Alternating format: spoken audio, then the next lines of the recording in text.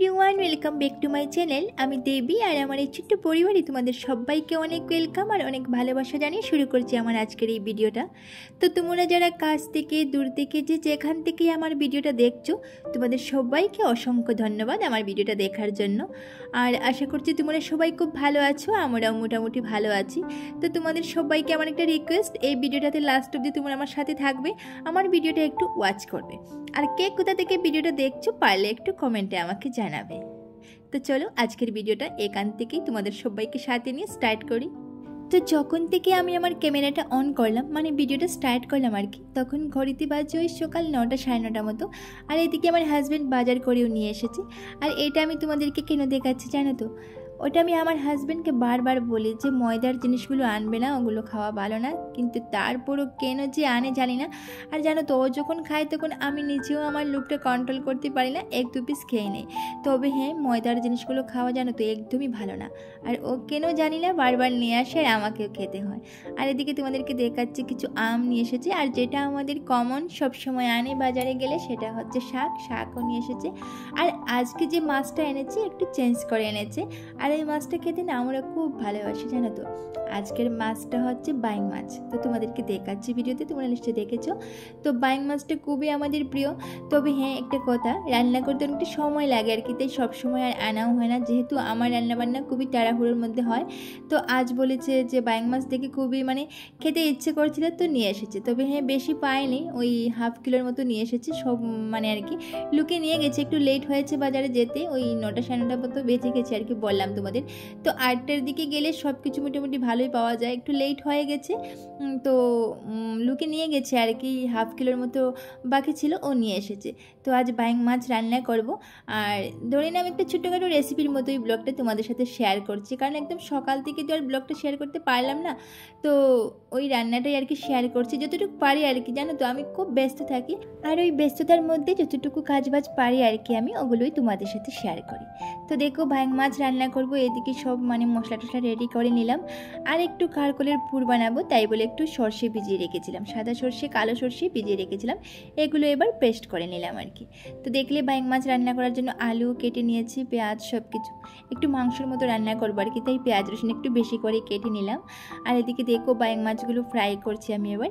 আর তার আগে দেখেছো কারকলগুলো একটু সিদ্ধ বসিয়েছিলাম, তো ওগুলো থেকে বিচি ছাড়িয়ে তারপর তোমরা জানো আমি কিভাবে রান্না করবো, কারণ যারা আমার ভিডিওগুলো দেখো তারা দেখেছো আমি আগের একটা ব্লগে ওই কারকলপুরের একটা রেসিপি শেয়ার করেছিলাম, তো নিশ্চয়ই তোমাদের জানা আছে। তবে আজ আবারও একটু শেয়ার করছি তোমাদের সাথে। তো দেখো, কথা বলতে বলতে এদিকে বাইং মাছগুলো একটু ফ্রাই করে নিলাম। তো বেশ ভালো করে, একদম টান টান করে করবো না, কেন জানো তো, বেশি টান টান হয়ে গেলে একটু শক্ত শক্ত লাগবে। আবার বাইং মাছগুলো একটু সফট যদি হয় খেতে, তাহলে কিন্তু বেশ টেস্ট হয় আর কি। তো হালকা হালকা করে একটু ফ্রাই করে নিলাম। আর এবার রান্না করব। তো তোমরা ভিডিওটাতে লাস্ট অবধি থাকবে আমার সাথে, দেখবে, আশা করছি ভালোই লাগবে। আর ভাবলাম আজ একটু অন্য স্টাইলে রান্না করব। এমনিতে তো আমি পেঁয়াজ ফোড়ন দিয়ে তারপর আলু দিয়ে যেরকম নর্মালি রান্না করি সেরকমই করি। তো আজ ভাবলাম না, মাংসের মতো প্রথমে আলুগুলোকে একটু ফ্রাই করে নিই, দেখি আজকের টেস্টটা কীরকম হয়। তো আমার হাজব্যান্ডও বললো ঠিক আছে এরকমই করো।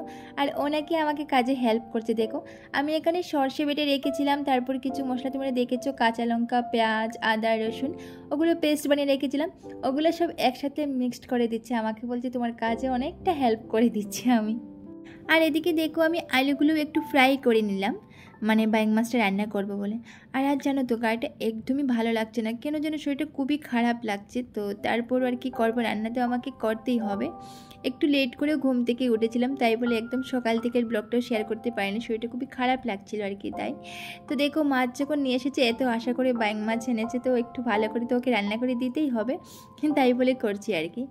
তো দেখো, রেসিপিটা শেয়ার করছি আর কি আমি। তো প্রথমে একটু পেঁয়াজ ফোড়ন দিলাম, তারপর একটু টুকরো টুকরো করে কেটে তারপর ওগুলো দিলাম আর কি, মাংসের মতো করে একটু রান্না করছি আর কি। তো বাইং মাছটা তোমরা কে কে খেতে ভালোবাসো পারলে একটু কমেন্টে জানাবে, আমার তো খুবই প্রিয়, খুবই প্রিয়। আর জানো তো, একটু ভালো করে রান্না করলে না, মাংসও কিন্তু বাইং মাছের কিনারে আসতে পারবে না, এতটাই টেস্ট হয়, এতটাই টেস্ট হয়। তো আমি চেষ্টা করছি আর কি একটু ভালো করে, একটু টেস্টি করে রান্না করার। এমনিতে যে কোনোভাবেই রান্না করলেই বাইং মাছটা টেস্ট হয়। আলু ছাড়াও তুমি শুধু পেঁয়াজ রসুন দিয়ে একটু শুকনো শুকনো করে বানালে সেটাও কিন্তু খেতে আরও ভালো লাগে জানো তো।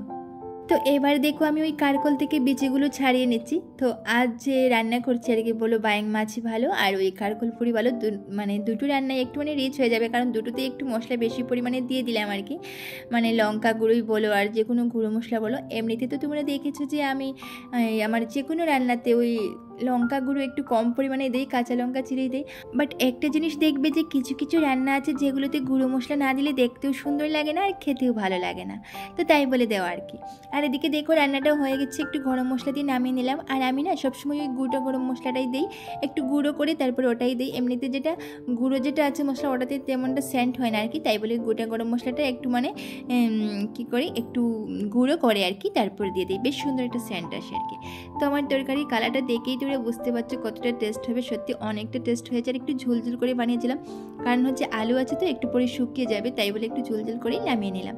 এদিকে দেখো আমি কারকলের মশলাটা একটু হালকা একটু ফ্রাই করি, তারপর ওই কারকলের ভিতরে ঢুকিয়ে নিলাম। এবার এগুলোকে আবার তেলের মধ্যে ফ্রাই করব। আর একটা জিনিস জানো তো, আমি খুবই চেষ্টা করি আর কি যে তোমাদের সাথে মানে ওই রেসিপিগুলো শেয়ার করার, মানে রান্নার ভিডিও আর কি।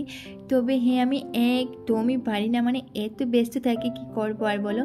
তো আমার এই ব্যস্ততার মধ্যে, ব্যস্ত জীবনের মধ্যে যতটুকু কাজবাজ পারি আর কি ডেইলি ব্লগের মাধ্যমে আর কি, ওই রান্নাবান্না বলো আর আমার কাজবাজ বলো একটু একটু তোমাদের সাথে শেয়ার করি।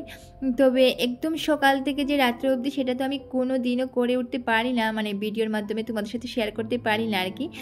তবে হ্যাঁ কখনো কখনো যদি আমার ওই ছুটির দিনে কোনো দিন মধ্যে মধ্যে 1-2 দিন করি, মানে ব্লগগুলো শেয়ার করি সকাল থেকে বিকাল পর্যন্ত। আর না হয় একদমই পারি না, কারণ দেখো আমার ওই ডিউটি থাকে। তো যখন পারি ওই সকালের দিকের কিছু কাজকর্ম তোমাদের সাথে শেয়ার করি, পারি না যখন তখন বিকেল দিকে করি, আর যখন পারি না তখন ওই রান্নাবান্না একটু কিছু তোমাদের সাথে শেয়ার করি আর কি। তবে হ্যাঁ চেষ্টা করি যে তোমাদের সাথে আমার ডেইলি ব্লগগুলো শেয়ার করার। তো ব্যস্ত জীবনের মধ্যে যতটুকু পারি আর কি সেগুলোই তোমাদের সামনে তুলে ধরি, তোমরা আমার ভিডিওগুলো দেখবে। আর অনেকেই কিন্তু অনেক ভালোবাসা দাও আমার এই ভিডিওগুলো দেখে, সত্যি আমি তাতে খুবই আনন্দিত। আর এরকমই তোমরা সবাই আমার পাশে থাকবে। তো দেখো আমার এদিকে রান্নাবান্না শেষ, তো দুজনে মোটামুটি খাওয়া দাওয়া রেডি করে নিয়েছি। ও এদিকে জল টল নিয়েছি আমার হাজব্যান্ড, আমি এদিকে ভাতটা রেডি করে নিয়েছি, এবার দুজনেই খেয়ে নেব। আর তোমরা তো একটা জিনিস আমার ভিডিওর মধ্যে দেখতেই পাও যে আমার হাজব্যান্ড আমাকে ছোটো ছোটো কাজে কতটা সাহায্য করে। তো আজও দেখেছো আমাকে ওই মশলাগুলো মিক্সড করে দিল, তারপর ওই জলটা নিল, খাওয়ার জল বোতলের মধ্যে। এরকম ছোটোখাটো কাজে না যখনও ছুটির দিনে ঘরে থাকে বা এমনিতে যতক্ষণ ঘরে থাকে আমাকে কিন্তু অনেকটা হেল্প করে। আর এগুলো ছোটো ছোটো কাজে না আমি অনেকটা খুশি হই, সত্যিও যে আমার সাথে থাকে আমাকে একটু একটু কাজে হেল্প করে না, তাতে আমার অনেকটা মানে খুশি লাগে আর কি বলতে পারো। আর এদিকে দুজনে খাওয়া দাওয়া শেষ করে একটু রেস্ট নিয়েছিলাম, তারপরে আমার ঘুম ধরে গিয়েছিল। তো ঘুম থেকে উঠতে উঠতে পরে সন্ধ্যা হয়ে গিয়েছিলো, সন্ধ্যার সময় ঘুম থেকে উঠে একটা আম কেটে দুজনে খেয়ে নিলাম আর কি। তো আজকের ভিডিওটা ছিল এই পর্যন্তই। যদি আমার আজকের এই ভিডিওটাতে তোমাদের একটুও কিছু ভালো লেগে থাকে তাহলে অবশ্যই একটা লাইক করবে, কমেন্ট করবে, শেয়ার করে আমাদের পাশে থাকবে। তো চলো আজকের ভিডিওটা এখানেই এন্ড করছি। সবাই খুব ভালো থাকো, সুস্থ থাকো আর তোমাদের পরিবারের সকলকে নিয়ে ভালো থাকো। ফিরছি খুব তাড়াতাড়ি আরও একটা নতুন ভিডিওর সাথে, ততক্ষণে তোমাদের সবাইকে টাটা।